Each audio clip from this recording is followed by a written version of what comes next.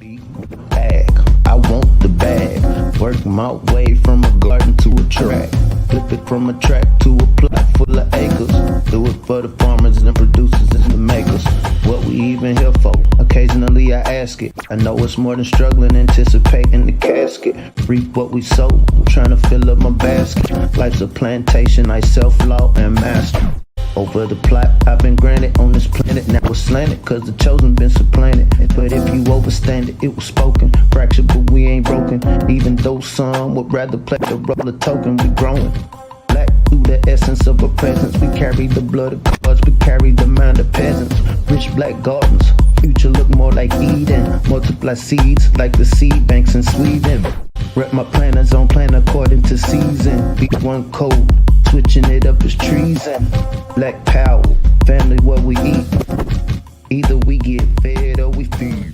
B1AG. What's growing on? What's growing on? What is growing on?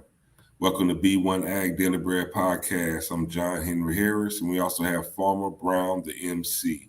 Here at B1AG, we focus on Black agriculture as it pertains to agricultural production, education, marketing, health, food, nutrition, and economics, all for the Black family and for the Black community. Welcome Black to the garden. Now today we're going to talk about a consequence of convenience. It's become very convenient for us to order online, use big, large online retailers like Amazon.com, have your food delivered, whether it be Uber Eats or Grubhub or DoorDash, maybe even when you go to your fast food restaurant, and this uses a lot of paper and cardboard. Now, among the many cardboard shortages that we're facing because of the supply chain crisis, one shortage that has arisen that we don't really think about is a short supply of cardboard boxes. They're growing very scarce, and it's only being exacerbated and made worse by the supply chain bottlenecks. There's a low containerboard and corrugated cardboard inventory, and this has been a mounting issue since early this year. And this has been thanks to the meteoric growth in e-commerce during the pandemic, according to Business Insider. Now we're coming on the holiday season, and that e-commerce is just going to increase, and retailers are expecting additional stress when it comes to delivering solid customer service. Supply chain challenges faced by many retail verticals are adding to the stress. And it's widely anticipated that there will be record levels of out of stock and slow fulfillment challenges, such as the potential cardboard shortage due to these supply chain issues. So we're going to look at the math of this today, because it's an issue that many of us just don't think about. We don't think about it because, it's easier for you to order online and have it delivered to your door. But we're going to look at the real numbers, the math behind this, and it's a consequence of convenience, cardboard shortages from ordering online. And at the end of the day, this cardboard and this paper, it's made from one of our most precious agricultural products that we have on this planet, and that is the trees. So, Farmer Brown, let's dive deep. First, I just like to say peace to the B1 family. Hope everybody's doing well. So, Amazon alone in 2019, peace, Felicia C. Amazon in 2019 shipped 2.5 billion packages a year. This is Amazon in 2019, 2.5 billion packages a year. This isn't FedEx. This isn't U.S. Postal Service. This isn't the other delivery services around the world. Amazon alone, 2.5 billion packages in 1 year, and this is pre-COVID. What we also know is since lockdowns that people ordering from home, e-commerce has exponentially grown. When you're thinking about entities like Grubhub, delivery services have gone up 300%. And so when we talk about the logistics of what this looks like, I don't think anybody wants a burger or pizza or salad delivered to your door just in a bowl. You're going to want it covered by something. I imagine for people that still celebrate Christmas and some of these other holidays, you don't want your gifts just showing up at the door. You want them packaged. And even these toys are going to have cardboard packages around them. And so this does, when we're thinking ecologically, have a huge impact on the planet. What do these impacts have? They're going to affect policy. When we're thinking about this turning into a bad word, climate change, this has every bit to do with climate change, because when you're having to cut down the trees to create these products, you in turn create these other unintended consequences. I definitely look forward to deep diving into this conversation, fam. Just to put it simply, my grandfather had a saying: everything in this world costs. He said, everything in this world costs. You even have to pay to die. Everything costs. So if this convenience that we have, or I can just order this on my phone and it delivered to my house and it saves me time, that costs. It may save you time, but it's costing you something else elsewhere. And at the core of this conversation is a word that ties right along with agriculture and a lot of the issues that we have, is sustainability. Sustainability is the ability to be maintained at a certain rate or level, avoidance of the depletion of natural resources in order to maintain an ecological balance. In the current way we do commerce, e-commerce, and the natural resources that are diverted and used the way they're used is not sustainable to this planet. It's not sustainable. It's more convenient, but it's not sustainable. And as much as we like it and benefit and think it's great, which it is, there is a cost, a real cost. And we're going to dive into those numbers today. So according to Statista.com, and we encourage the melanated family to fact check us, right? The United States, and this is as of March 2020, produces over 20 million tons of paper. Over 20 million tons of paper. This equates to about 55 to 110 million trees to produce 20 million tons. We also know globally we produce 400 million tons each year. So if you do the math of that, this equates to about 425 million trees per year that have to be cut down to supply the demand of people receiving cardboard boxes, your packaging for your value meals, your packaging on your clothes, whatever we're getting delivered. I'm a proponent of convenience. I mean, who wants to do more for something when you can do less? But when we think about the long-term implications, we have this continuous conversations of us being the mothers and fathers and stewards of civilization. We were originally tasked to be the ones to watch over the garden. And when we decided to let other people take charge, these are some of the unintended consequences. And so here at B1AG, we do try to be as concise as possible as pointing out the problems, but we also like to come with solutions. But like I said, 400 million tons of cardboard, that's a lot.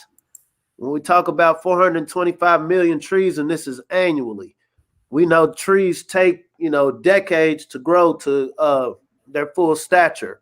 And so it's not like, okay, I can cut down 425 million trees this year and replant 425 million and I'll have them next year. It doesn't work that way.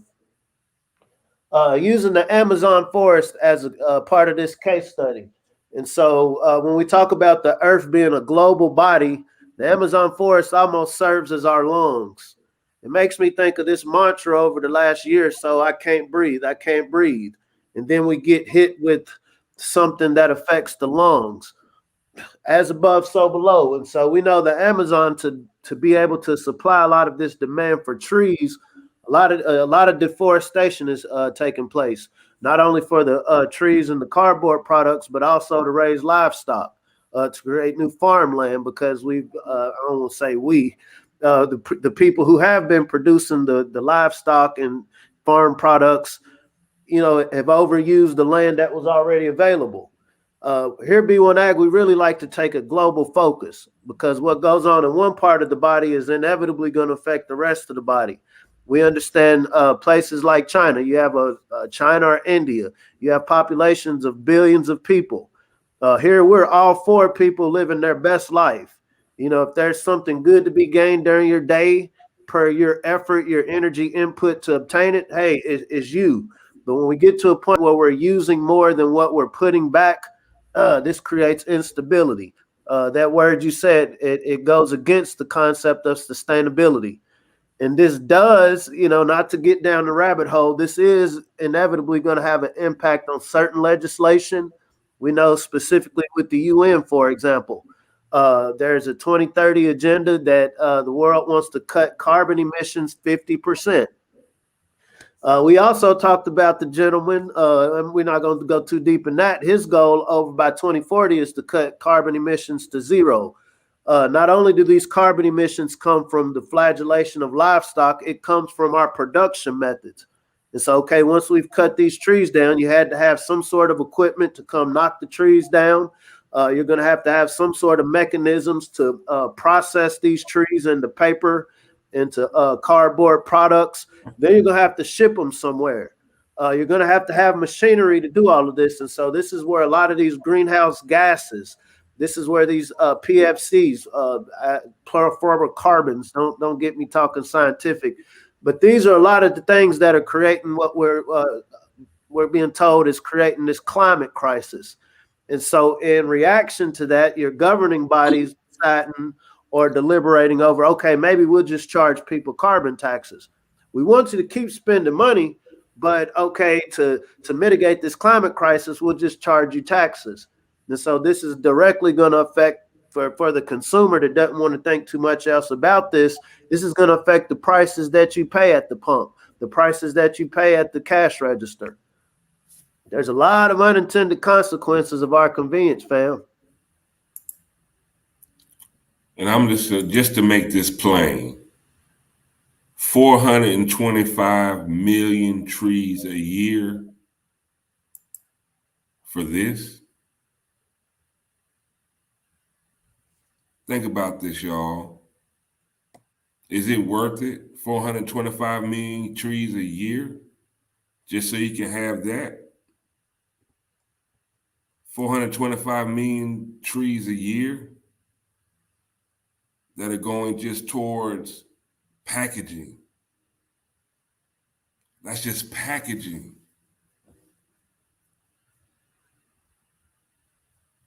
Are we really willing to trade oxygen for packaging?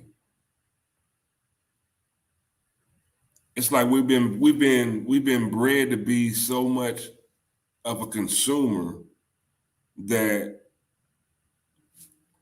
we want. It's like we're kids, but we don't really know what our parents are going through to get what we want. We don't know how many hours of overtime. Or hey, shoot, some parents might have had to go literally donate blood just to give you what you wanted. I got some trivia for you, bro. So when was the first, or who was the first online and orderly delivery service? Who was it first? Like what realm of activity was it? Now I know this answer because we talked about it, and plus this was my senior year in high school, just to divulge my age. But it was Pizza Hut.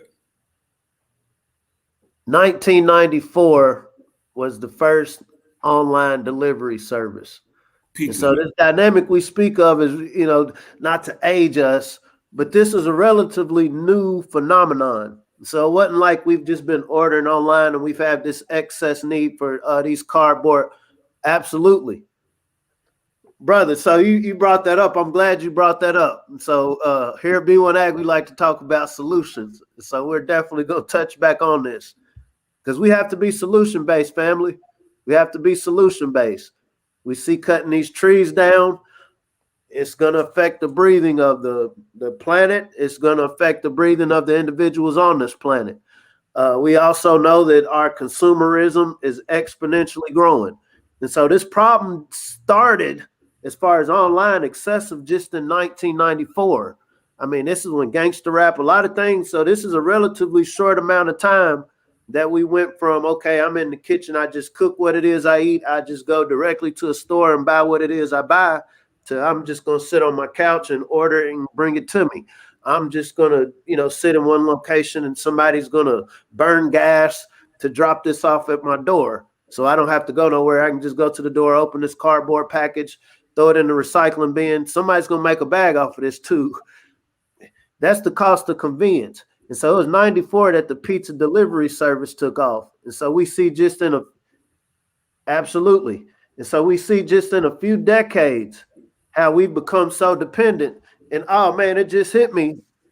When we talk about these individuals that's making all of this bread, like this pandemic hasn't been a catastrophe for those at the top. Like if I'm the one supplying you these boxes, Amazon, if I'm the one supplying you all of these products that you're ordering, guess who's getting financially, economically empowered? Me. Because you're ordering these boxes from me at this exponential rate, I can now take this money that you're giving to me for your convenience and go to your legislators and buy them off. I can lobby them off of these. If I'm the online hub where you're ordering these products from, guess who has more power? Guess who has more voice when it comes to legislation? And so if I want to have these scans in the store where you just scan your right hand to buy something, which I encourage the family to do your research. We're not making nothing up. Any crazy idea I have of how I want to do commerce better, if you're empowering me and you're paying me to come up with these ideas, what's going to stop me? And so as a melanated family, we're not here to try to give anybody counsel on how they should approach commerce and how we should approach the way we get products. But here at B1AG, we understand that there is an intrinsic golden, titanium, platinum value in learning how to grow our own food. This isn't just about food security, though that's a huge part of it. Another part of it is just the sustainability within our communities. We already know that many of our communities are underfunded. We've been talking about cut the check for ages now, and these checks ain't getting cut to us. They're getting cut to these corporations who keep coming up with all of these weird abstract ideas on how to run this farm, this animal farm. As a devil advocate of these, as a devil's advocate of these boxes, the use I get after I've gotten the product out of it, my kids like to play in the boxes, right? But outside of that, what value do they have? There is a such thing as lasagna gardening. We kind of going into the production piece now. So you can use these boxes for lasagna gardening if you don't want to do tillage. But that's only going to be useful if you got a groundswell of people that understand how to use cardboard boxes for growing. But outside of that, many of us are going to see these boxes outside on the street when the recycling bin comes to get them.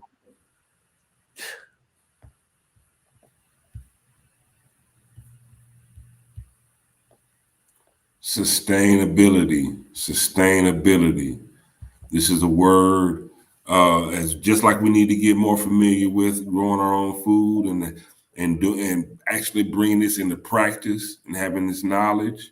Sustainability, the ability to be maintained at a certain rate or level, avoidance of the depletion of natural resources in order to maintain an ecological balance.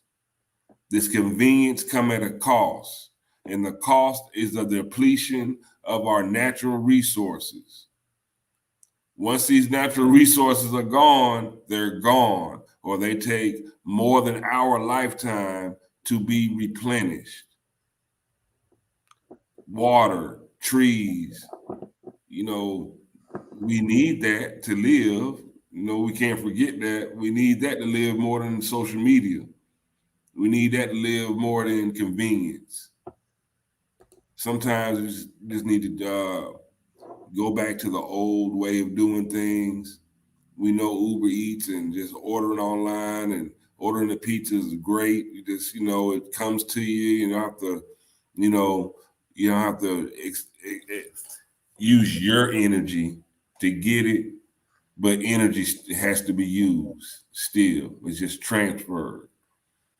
And a lot of the times, most of the time, more times than not, our earth she's getting depleted more so than if we would just use that little bit of energy to go ahead and prepare our meals, cook, or just go to the store, pick it up, or even just mitigate our shopping and spending.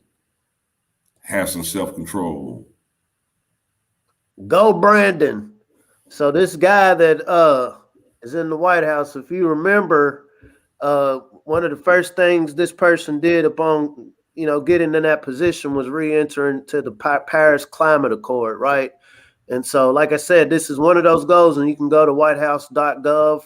We're not making anything up. Like I said, one of the goals by 2030 is to reduce carbon emissions by 50%. And I'm quoting, and this is from Forbes magazine, the world needs equivalent of pandemic lockdown every 2 years to meet Paris carbon emissions goal. This is from Forbes. They say follow the money. The world needs equivalent of pandemic lockdown every 2 years to meet Paris carbon emission goal. From the White House, that guy that some of y'all elected, the goal is to reduce these emissions by 50%. Now, I'm not much a mathematician, but it's trying to figure out, okay, if you're in lockdown, that means you're going to order more. If because you didn't have your appointment with Dr. Jabinski, you might not be able to go in restaurants, meaning, okay, you're going to have people dependent on some sort of delivery service. And I know you have some stats later if you can put them up. We already, order out a lot and eat out a lot. And so all of these things, we see this perfect storm of these dynamics coming together where we understand as a melanated family, we're going to be we are drastically affected by all of these dynamics. This is why one of the things we like to have this discussion, because we have to see ourselves a part of this dynamic. We can't just be the victims. We can't just be the receivers of other people's decisions. We have to identify now, where do we fit in this? Not only where do we fit, but where do we want to make ourselves fit? Because if you leave it to somebody else is always going to have a better idea of what we'll be doing with ourselves if we don't have a better idea for ourselves, if we don't have a code for ourselves. One of the reasons we stress this healthy Black food, growing for yourself, is just planting this seed now. Because a lot of these agendas and objectives, they're, people plan decades ahead. We're sitting having a conversation in 2021. The factions that we speak of are having 2050, 2060 conversations. And so, in being code and, practicing the law of compensation, we need to have a 2050 plan. What are some of the things we understand? And so just looking at some of the statistics, Grubhub, for example, is the current industry leader when it comes to food delivery. And it's experienced an 8.2 million increase in orders. This is a bag for some of the family out here listening. When we talk about learn how to grow your own food, okay, you learn how to grow your own food. You take heed, start figuring out how to localize your local food system. The meal delivery kit service, and this is something we do here in Lexington with Black Soil KY. This is a company I co-founded. This market grew 300% between 2017 and 2018. 300% between 2017 and 2018. So you can only imagine the meal delivery kit service where it's at here in 2021. When we're talking about addressing the overuse of this cardboard, okay, guess what? You don't have to use as much packaging material if you're shipping your products, your meals locally. I don't have to put it on a plane. I don't have to put all of this tape and all of these other materials around it. I can ship it locally. When we're talking about real estate investors, this is why we need, hubs, food hubs within systems, distribution sites within communities. This is something that we can apply in regions, and this is something we can apply in our neighborhoods. Absolutely. We was talking the other day, fam, my kids, when they know it's time to go to bed, when they know it's time to put up their toys, my son will just start throwing them. And it's like, son, you're going to want to play with this tomorrow. But he's oblivious of tomorrow. We're the mothers and fathers of civilization, so we know that somehow we fell asleep and the kids took hold of the household. And so when we have these conversations, we understand that dynamic, bro. There's some people that's like, I would just rather to destroy it than me fall back on my negligent activity. I would rather build these phallus-shaped spaceships and try to go find somewhere out of space than to address what I'm doing here, the negative effect that I'm doing here on the planet. And like I said, our tax dollars, not just our tax dollars, our consumer dollars are funding a lot of this activity, fam. And so we can be as what's the word I want to use? We could be as agitated as we want to be. We could be as angry as we want to be, but it boils down to what are we willing to do within our community to make sure we're not dependent on these unsustainable practices. Because regardless of what these folks are doing, we still share this ecosystem. And so if we as a melanated community don't find the value for ourselves in taking some better measures, it ain't got nothing to do with the Paris Climate Accord. It ain't got nothing to do with what the World Health Organization or UN got going on. We understand that this is, as far as policymakers, we understand that this is the baseline that they're operating on. They want to cut down emissions. Part of these carbon emissions, and part of this, we know there's factions that want to cut down on some of these carbon emissions. So what are we willing to do? And this goes into organic farming. We've already been having these conversations about people wanting to grow their food naturally. This is an action item, family. How do we learn this? How do we make sure we're having these localized food systems? This is reaching out, taking the time to reach out to your Black farmers. I guarantee you a CSA delivery. This is a community-supported agriculture. These are produce boxes that are delivered straight to your door. We get ours in bins, recyclable bins. We take our produce out, the farmer will come and get it, take it back, and bring the food back in the same bin. Obviously they're gonna wash it off, sanitize it, but that's sustainable and it's practical. And the more of us that get our prints in the mud, the more of us that understand these basic logistics of getting food from seed to table, it's a 300% increase in getting meal kits to people. Can we feed ourselves? And we all have to eat. We all have to eat. But it would be harder to eat if we can't breathe because there's no oxygen, because there's no trees. So y'all, let's just really what it called, like I say, it calls to sustainability, but it also calls to us just be all conscious and more conscientious of how we live on this planet. We've got to have a balance. We got to live a life of ma'at. We got to live a life of balance. It's about balance. Too much convenience is too much of a high price to pay on this planet. Sometimes you just got to get to work. You got to put in the effort. There's got to be effort. Everything is not about convenience. It would be great if it could be, but that's not balanced. That's not balanced. We have to put in some work. I tell you what, man, it's nothing like a home cooked meal. Who you telling, bro? It's nothing like a home cooked meal. So I ain't got to go to the drive-thru. I ain't got to order something. That's a little extra bread for, recreation, right? I was reading an article the other day. They were saying that households with single adults spend 28% more, to exist. And so saying that to say there's a utility in being able to work together, being able to look past these I'm gonna say unnatural gender divides, these unnatural divisions that's been placed in our community, because it's very strategic. Take emotions out of it. Let's look at this financially, family. There's a value in us just caring about feeding each other. All of the other social issues and everything else, they kind of fall into play. Because guess what? Queen, you're going to hold my counsel a lot longer when I know there's a plate waiting for me. Who you right? tell? You know, my patience and tolerance is going to be a lot more deeper when I know, oh, she cares enough to cook.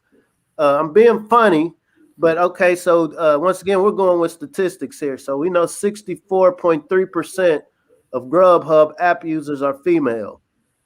I have a daughter right now, and I love my daughter to death. And I want to make sure that my daughter, not, I want her to be I don't like throwing that word strong around with our women. I'm gonna say formidable. I'm gonna say reaching her full essence of what she can be. I understand there's a balance. I want my son to grow up and be a male that is providing a service. Be useful. We're all batteries, and so we want to be useful to one another. When we think about the concept of hunter and gatherer societies, like when we talk about getting back to the essence, the man in general went out and hunted, chased these mammoths down, chased these deer down, hunting. And then I bring something back to the hut, bring something back to the village. I think some of us was living in like large empires before all of this, but that's another conversation. And then there was this nurturing-minded queen, this nurturing-minded sister that knew how to take these things that the man hunted and turned it into something valuable, and then distributing it to all of the people in the hut, in the community, in the village, in the tribe. There was a certain power in that. And when you had that cohesion amongst the community, we were a lot stronger when these foreign enemies came, these colonizers came. When the colonizer convinced you, hey, you ain't got to go with no specific order, I'll give you these blankets. I'll give you this rotted meat that I brought from where I came from. I can't tell you what it is, but I'll bring it to you. Same way with these men. Hey, don't look at your women as the source of power. Look at our women. And so once again, not to get too deep into these interpersonal dynamics, we have a value to one another, family. To my sisters, we have a value to one another that's so much more greater than the unnatural disagreements that we have. Am I saying, hey, put an apron on and go in the kitchen and bake me cookies? That's not what I'm saying at all. I'm talking about we're looking at economics. We're looking at practicality. When we're able, and I'll take the mantle as a male. It is my job to go out here and secure the product, whether it's growing something, whether it's hunting something, procuring the product. And then there is a role to process it, turn it into something. When we talk about this agricultural space, do you know that America, the West, is the only place where women are the minority? Everywhere else around the world, when it comes to agricultural activities, women are the majority. And when we think about a lot of the dysfunction that we're seeing right now in what we call the West Turtle Island, this comes from something from outside coming in saying, hey, I got a better way for this to work. And as we're having this, the conversation today is about sustainability, but also one of the components of sustainability, economically viable, economically friendly, and socially accepted. We're talking about the social acceptance, and we're a part of this society. We created this society, and we're the mothers and fathers of it. And to the degree we reclaim that stewardship, reclaim order within our own little melanated house, what does the sister Vicky Diller say? Mind your own white business. We got our own to handle. But this is our opportunity, family. I know I like to cook myself. Like, I don't, it's not that I want to put like women, you deserve to be in the kitchen. I like to cook, and I cook very well. I cook, people pay me to cook. People pay me for my food. So it's not a fact that I can't cook or I think that a woman should cook. For me, it just makes sense. Because for me, like, say, on average, if I go out and eat on the low end, if I go out and eat and not just eating off of a dollar menu, I'm gonna spend at least $12 to $15. Now I can take those same $12 to $15 and I can make 2 to 3 meals, 2 to 3 great tasting meals off of what I call, convenient food. By having somebody else prepare it for me and cook it for me, even though I probably can do a lot better. You see what I'm saying? I'm paying for food that I can prepare myself better. But just as far as this thing called convenience, you know what I'm saying, I'm willing to give them this money for. And this is it's almost like a little trap. It's a little trap because for this time that I'm saving, call myself saving now, it comes at a convenience of health later. I mean, we just got to be practical and real. You know, it comes at a convenience that it comes at a consequence of our health at the end of the day. Well, they say the way to a man's heart is through his stomach. One of my greatest memories of my life, this goes back to, this is science. I can always smell my grandmother's house and her fingers. It's the weirdest thing, but I remember the way her fingers smelled. This is, down in Osyka, Mississippi, and that was my memory of my grandmother. Me and my dozens of other cousins, and my grandmother never spent a day in her life worrying about, am I going to get this paid for? Am I going to be taken care of? It was that loyalty because my grandmother never really shot me no game. I don't remember her ever spanking me, but it was that connection that was made over food. It sounds petty, but there's a science to that. Other cultures understand this.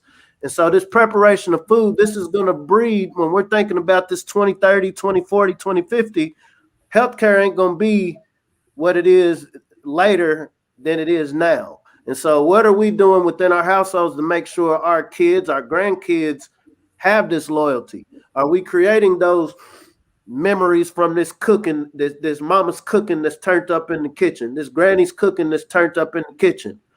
Or is my memory of food going to be this box that came to the door?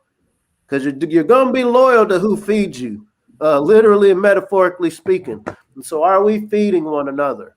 Are we putting some bags out there for some of the local chefs to do some cooking courses? Because every community I've ever been in has, sisters that put it down. Brothers, we good on the barbecue, but okay, we need some nutritional meals too. And these are also bags. These are also opportunities.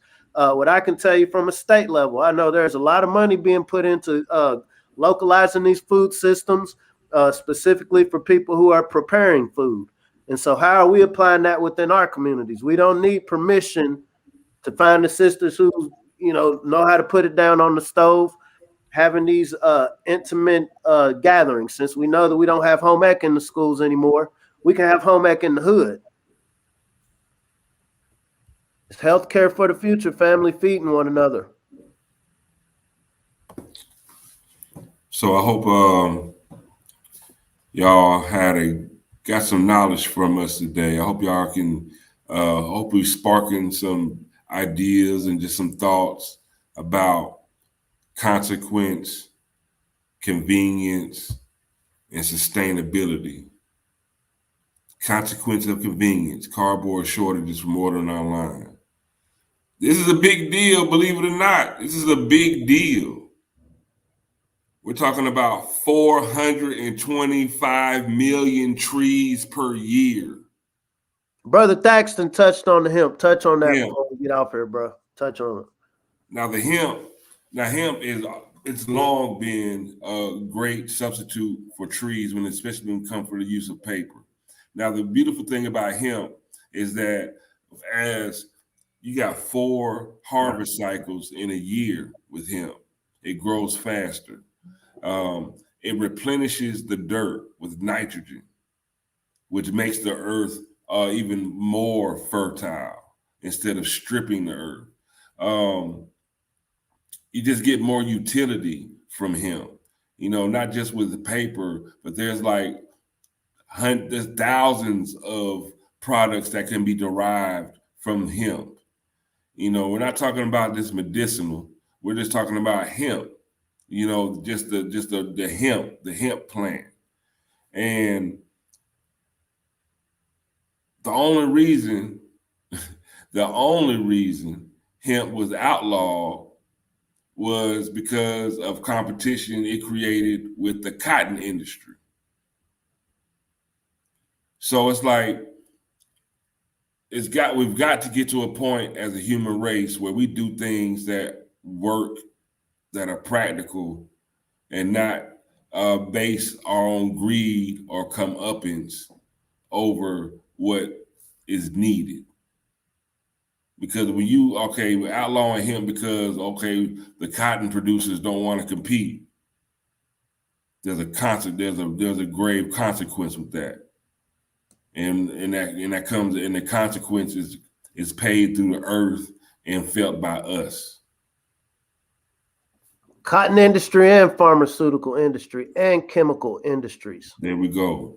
Because I'm talking about hemp, man. It makes plastics. 25,000 different products derived from a hemp plant. We're not talking weed. Talking about hemp. Useful. It regenerates. It's sustainable. Using hemp is sustainable. We need to live sustainable lifestyles. Ordering online, have it delivered, convenient, but not sustainable. It's not. It's really not. Even if you have the so-called money, the fiat currency, order everything online, have it delivered to you, you're eating up more of your fiat currency, and eventually you will be broke. Eventually. Some quicker than others.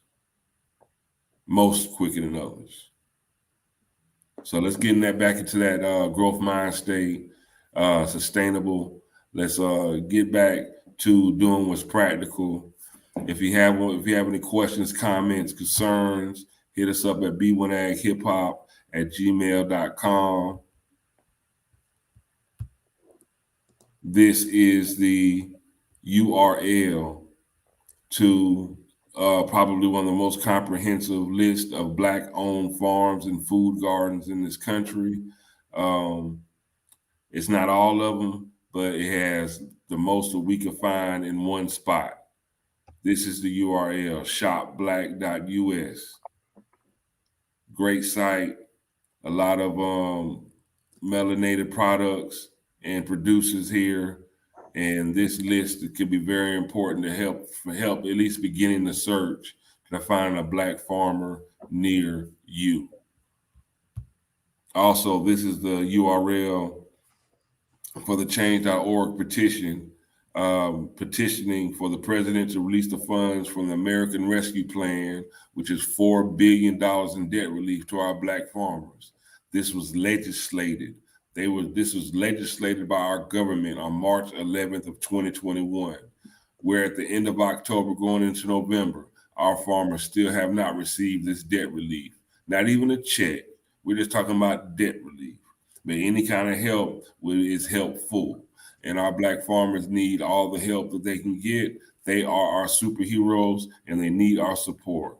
The most we can do to support would be to shop with our Black farmers, spend our money with them. But this is one small thing that we could all do, and that's sign this petition at change.org. President released the funds of the American Rescue Plan to Black farmers immediately. That is the URL at the bottom of the screen. If you can't remember it, rewatch this program, press pause and write it down and search it. But we need you to sign this petition. Also, make sure that you like, share, and subscribe to B1AG Daily Bread Podcast. Let's grow this conversation. Let's make this a bigger conversation. We need more participation within our community and a more awareness of what's going on with our food system, our food security, and what's going on, period. Because they're doing a lot of strange things. There are a lot of challenges, and there are a lot of changes going on to the way we eat, how we eat, and what's going into the food that we eat. And we need to be very aware of this, because at the end of the day, it's all going to affect our health, these pre-existing conditions, and we want to make sure that we continue to thrive to make it to the next phase of life and make sure that our future generations can thrive as well. Consequence of convenience. Cardboard shortages from ordering online. It's a real thing. There's a shortage of everything right now. Overconsumption. Because the way we've been living is not sustainable. So let's dial it back, put in this work. I think the Grand Negus, he had a great, absolutely great statement. God gives you all the convenience you need when he makes it rain or when the sun comes up. Life is not built for convenience. If you're in that mindset, the idea of building something must be daunting. Marinate on that.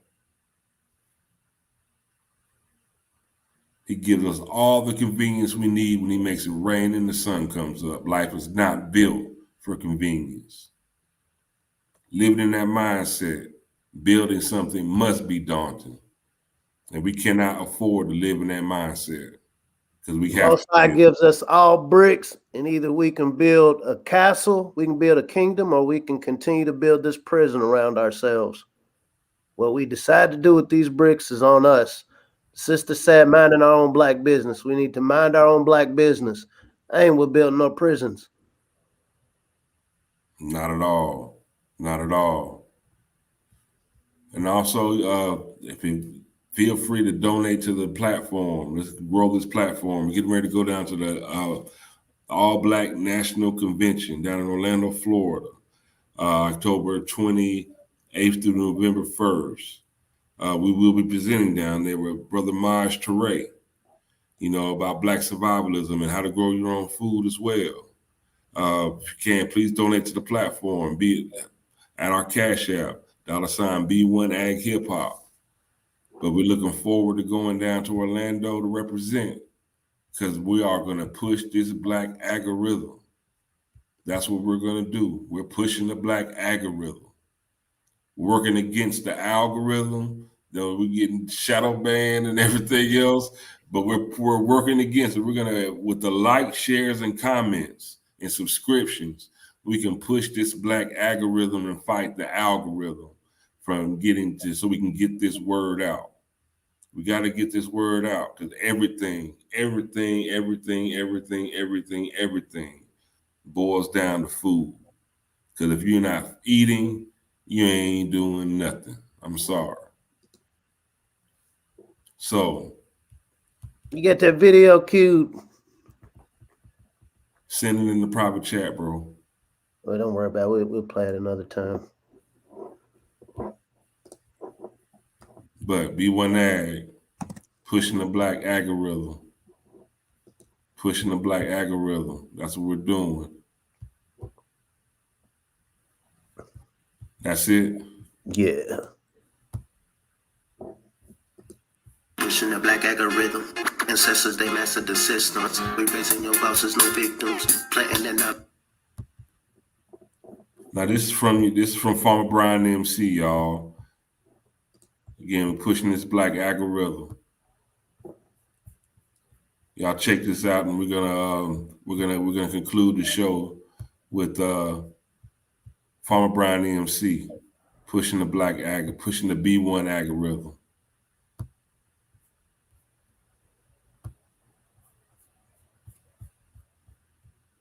Pushing the Black algorithm. Ancestors, they mastered the systems. We raising your bosses, no victims. Planting and knowledge curriculum. Listen, the boots with the nutrients. The darker the berry like Nubian. Dropping the seats like a Julian. The streets with that food like Peruvian. Trapping, emerging the fruits in the veggies. CSA boxes, my package is heavy. Ship across town in the bed of my Chevy. Printing them up, growing harder than daily. You say ready, you ain't got scramble. Battles like farmers and growers on gamble. We taming our homies, the gamers and shambles. That's what that melanin carry the miracle. Mothers and fathers of civilization. Like to the garden with true cultivation. Building back better through like innovation. B1 community growing the nation. Genetically designed to be the purpose. Looking at growth mindset. Codified, now we focus farming on track. Be the fan, break bread with them. Look at that. Pushing that B1 algorithm. Now, why we get them? Watch me get them. Pushing that B1 algorithm. Be the fan, break bread with them. Pushing that B1 algorithm. Watch me get them. Watch me get them. Pushing that B1 algorithm. Yes, sir. So, B1AG, family, pushing that black algorithm, fighting against the algorithm, getting black to the garden, because we know what's going on. And we're going to stay ahead of the curve, stay proactive, be solution-based. You know what I'm saying? That's what it is. Because at the end of the day, if you really want to know something, what do the people need to do, bro? Really want to know something? It's time for us to get back to minding our own black business and learn how to grow something. There it is. Hey, y'all, let's keep pushing on, keep pushing on, keep pushing on. Let's keep growing, keep growing. And B1AG, I'm John Henry Harris. We have former Brian MC. Until next time, see you soon. Peace.